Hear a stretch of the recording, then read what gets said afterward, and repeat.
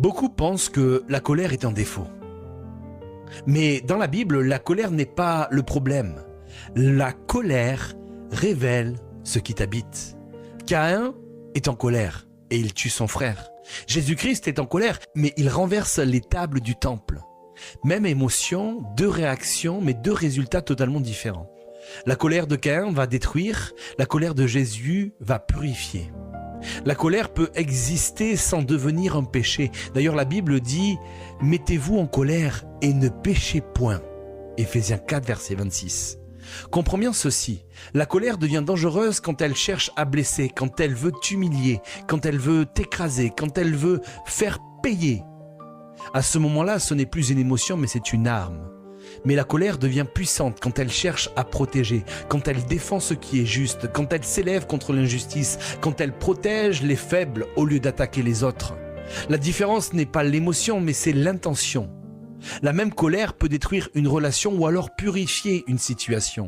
Caïn a laissé la colère contrôler son cœur, mais Jésus a contrôlé la colère par son cœur. La colère révèle ton niveau de maturité. Soit elle va te dominer, soit tu vas la diriger. La maturité ne supprime pas la colère, mais elle va la canaliser. Alors, la prochaine fois que tu es en colère, ne demande pas comment l'éteindre. Demande plutôt, qu'est-ce que cette colère révèle en moi ? Parce que maîtrisée, elle peut devenir une force, mais incontrôlée, elle peut devenir ce qui va te détruire. Beaucoup pensent que la colère est un défaut. Mais dans la Bible, la colère n'est pas le problème. La colère révèle ce qui t'habite. Caïn est en colère et il tue son frère. Jésus-Christ est en colère, mais il renverse les tables du temple. Même émotion, deux réactions, mais deux résultats totalement différents. La colère de Caïn va détruire, la colère de Jésus va purifier. La colère peut exister sans devenir un péché. D'ailleurs, la Bible dit « Mettez-vous en colère et ne péchez point ». Éphésiens 4, verset 26.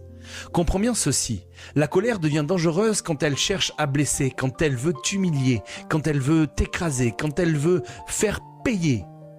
À ce moment-là, ce n'est plus une émotion, mais c'est une arme.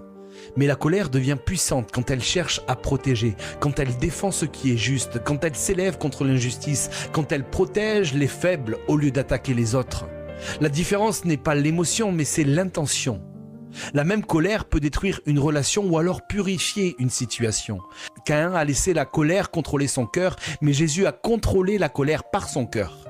La colère révèle ton niveau de maturité. Soit elle va te dominer, soit tu vas la diriger.